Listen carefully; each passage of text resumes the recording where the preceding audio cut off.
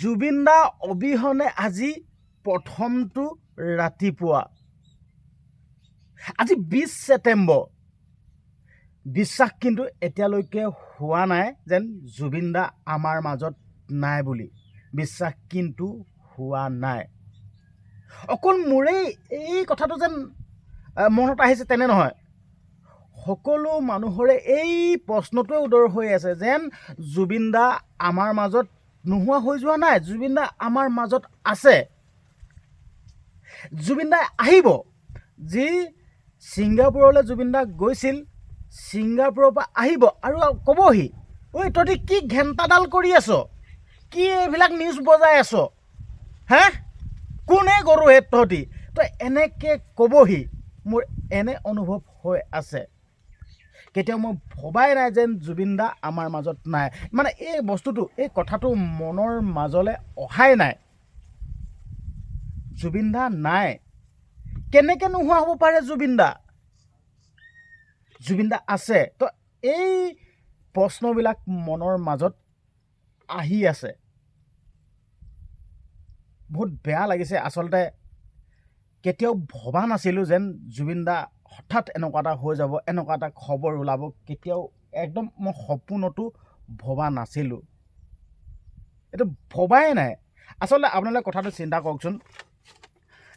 এজন মানুহ এনেকৈ হঠাৎ যদি এনেকুৱা খবৰ আহি যায় কেনেকুৱা লাগিব কওকচোন আচলতে জুবিন দাক আমি কিমান ভাল পাওঁ জুবিন দাক বেয়া পোৱা মানুহ নোলাব নেকি বুলি কৈ দিলোঁ মই জুবিন দাক বেয়া পোৱা মানুহ নোলাবই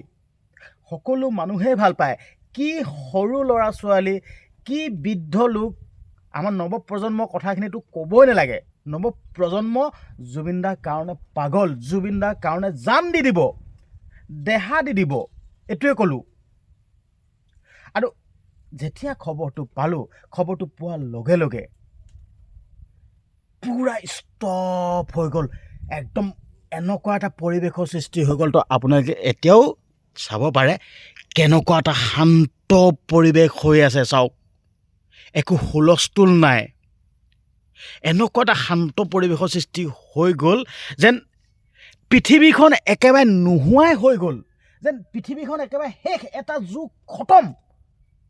তো এনে অনুভৱবিলাক হৈ আছে মনটোত আৰু এটা কথা বহুত বেয়া লাগিছে যোন কেইটাই জুবিন গাৰ্গক লৈ গৈছিল হে তহঁতি কি গম পোৱা নাছিলি জুবিন দা ভাগৰ যেন এনেকৈ হাৰ্ট এটেক আহি থাকে মাজে মাজে এইটো এটেকটো আহি থাকে তহঁতি কি নাজানিছিল তহঁতি নিজৰ ফাইদাৰ কাৰণে নিজৰ স্বাৰ্থ সিদ্ধিৰ কাৰণে জুবিন দাক তহঁতি উঠাই লৈ গ'লি আৰু জুবিন দাটো যাবলৈ মনে নাই বুলি কৈছে তহঁতি জোৰ জবৰদস্তি লৈ গ'লি উত্তৰ দিব লাগিব কিন্তু দেই এইটো কেতিয়াও কনচিডাৰ কৰা নহ'ব উত্তৰ দিব লাগিব আৰু এই কথা সমগ্ৰ লোকে কৈ আছে যেন এইটো কোন আছিল এইটো ছিংগাপুৰত যি নৰ্থ ইষ্ট ফেষ্টিভেলত আয়োজন কৰিছিল তাত লৈ গৈছিল এইটোৰ নামটো কি ইয়াক সকলোৱে ইয়ে হত্যা কৰিলে বুলি প্ৰতিজন লোকে কৈ আছে মানুহজন স্বাস্থ্যটো ভালেই নহয় মানুহজন স্বাস্থ্যটো বেয়া হৈ আছে এই মানুহজনক নিব লাগিছিল নে নালাগিছিল সিহঁতি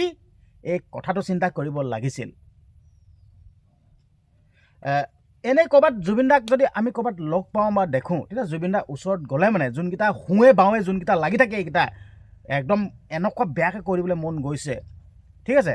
সোঁৱে বাওঁৱে লাগি থকা যোনকেইটাই জুবিন দাৰ ওচৰত চাপিব নিদিয়ে আমি মঞ্চত দেখোঁ নহয় মঞ্চত উঠাৰ লগে লগে জুবিন দা যদি ভৰিত কোনোবাই ধৰিবলৈ যা নহয় মতা মানুহ হ'লেতো কথাই নাই গোটেই সেই ছাইডত থকাকেইটাই গতিয়াই মেলি খেদিব অপমান কৰিব হে তহঁতি ছিংগাপুৰত লৈ গ'লি জুবিন দাক সাগৰৰ বুকুত অকলে এৰি দিলি তহঁতি পাৰত উঠি আছ আপোনালোকে এটা ভিডিঅ' চাব জুবিন দাই সাগৰৰ বুকুত জঁপিয়াই দিছে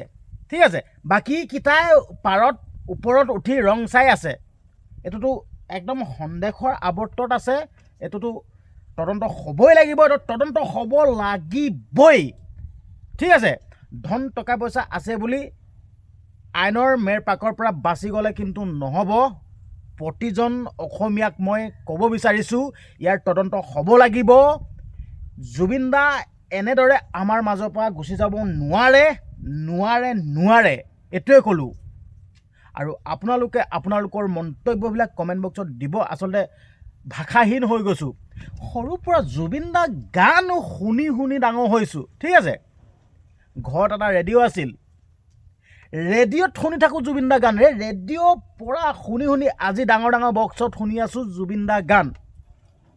জুবিন দা অবিহনে মই ক'লোঁ নাই আধৰুৱা, কিন্তু দেই জুবিন দা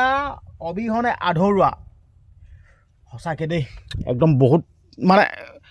ভাষা নোহোৱা হৈ গৈছে, কি ক'ম কি নক'ম। মানে এই মুহূৰ্তত আপোনালোকে বিশ্বাস নকৰিব, মই আজি 4:30 বজালৈকে মই ৰাস্তাত পৰি আছোঁ। আপোনালোকে বিশ্বাস নকৰিব, ৰাস্তাত পৰি আছোঁ, চকুত টোপনি নাই, বিশ্বাস নকৰিব। আৰু দুটা মানে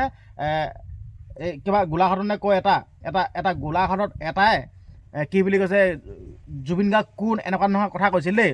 জুবিন দা যিহেতুকে আমাৰ মাজত নাই বুলি এটা খবৰ ওলাই গৈছিল, ফটককৈ নিউজটো পাই মানে